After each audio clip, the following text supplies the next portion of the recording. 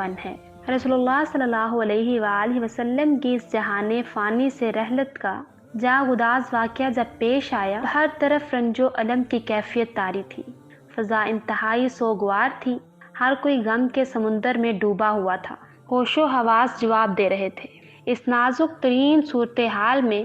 مزید ایک اور بہت ہی نازک اور حساس ترین معاملہ جو درپیش تھا، وہ یہ کہ رسول اللہ صلی اللہ علیہ وآلہ وسلم کے بعد آپ صلی اللہ علیہ وآلہ وسلم کا جانشین کون ہوگا۔ اس بارے میں گفت و شنید کی غرض سے مسلمان بڑی تعداد میں مسجد نبوی سے متصل ہی سقیفہ بنی ساعدہ نامی مقام پر جمع تھے۔ تبادلہ خیال کا سلسلہ جاری تھا۔ اسی دوران حضرت ابو بکر صدیق رضی اللہ تعالیٰ عنہ نے لوگوں کو مخاطب کرتے ہوئے اس نازک موقع پر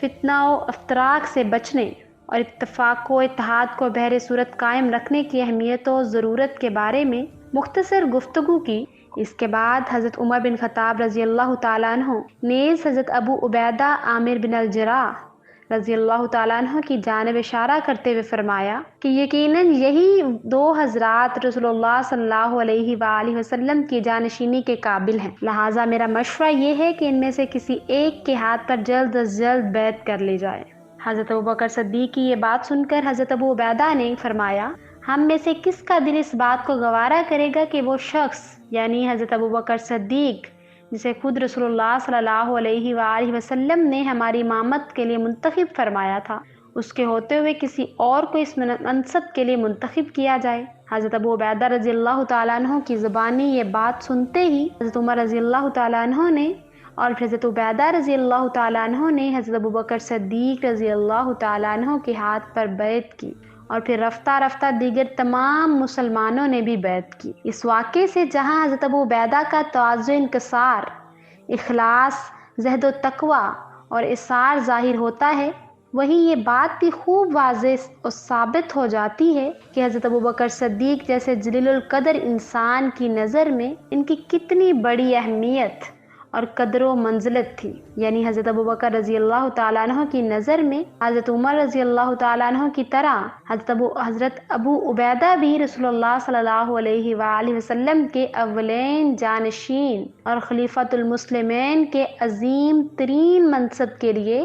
نہایت مناسب اور موزوں ترین شخصیت تھے۔ خلیفہ اول حضرت ابو بکر صدیق کے دور خلافت میں حضرت ابو عبیدہ عامر بن الجراح رضی اللہ تعالیٰ عنہ کو ہمیشہ ممتاز و منفرد مقام و مرتبہ حاصل رہا۔ انہیں ہمیشہ حضرت ابو بکر کے قریبی ترین ساتھی اور مشیر خاص کی حیثیت سے دیکھا جاتا رہا۔ اس دور میں روئے زمین کی عظیم ترین قوت یعنی سلطنت روم کی طرف سے مسلمانوں کے خلاف وقتاً فوقتاً جارحیت اور اشتعال انگیزی کا سلسلہ خود رسول اللہ صلی اللہ علیہ وآلہ وسلم کے زمانے سے ہی چلا آ رہا تھا، جس کے نتیجے میں غزوہ موطا اور پھر تاریخی اور یادگار غزوہ تبوک کی نوبت آئی تھی۔ رسول اللہ صلی اللہ علیہ وآلہ وسلم نے اپنی حیات طیبہ کے آخری دنوں میں حضرت اسامہ بن زید رضی اللہ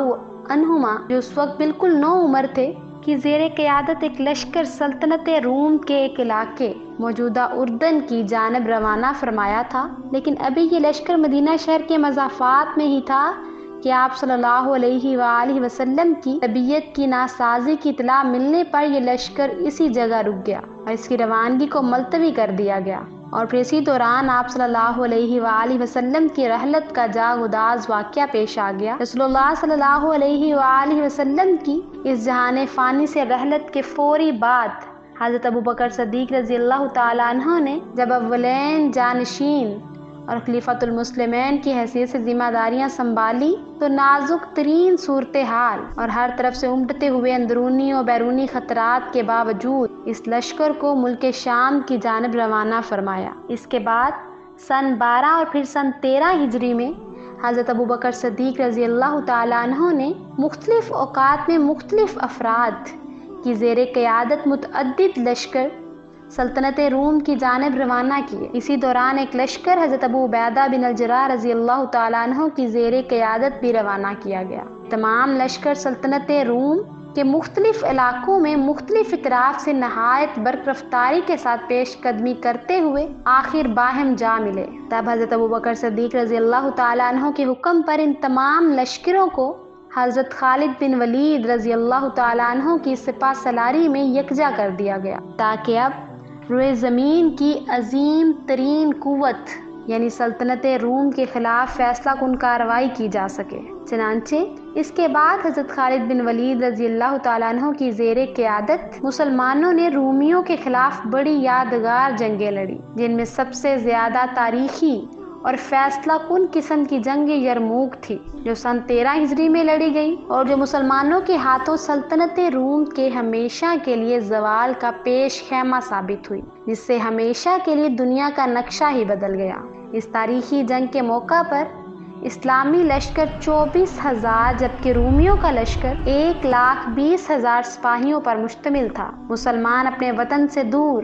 جبکہ دشمن اپنے ہی وطن میں اور اپنی ہی سرزمین پر تھا۔ انہی دنوں جنگ یرموک سے کچھ قبل ادھر مدینہ میں خلیفہ اول حضرت ابوبکر صدیق رضی اللہ تعالیٰ عنہ کا انتقال ہو گیا، جس پر ان کی وصیت کے مطابق خلافت کی ذمہ داریاں حضرت عمر بن خطاب رضی اللہ تعالیٰ عنہ نے سنبھال لی، جو کہ خود رسول اللہ صلی اللہ علیہ وآلہ وسلم اور پھر خلیفہ اول کے دور میں بھی مشاورت کے فرائض انجام دیتے چلے آ رہے تھے۔ یہی وجہ تھی کہ تمام معاملات پر ان کی گہری نگاہ رہتی تھی اور نہایت باریک بینی سے تمام امور کا جائزہ لیا کرتے تھے۔ چنانچہ خلافت کی ذمہ داریاں سنبھالنے کے بعد ملکی نظم و نسق سے متعلق متعدد امور میں انہوں نے کچھ تبدیلیاں کی۔ اسی ضمن میں ایک بڑی تبدیلی یہ کی کہ ملک شام میں رومیوں کے خلاف برسرِ پیکار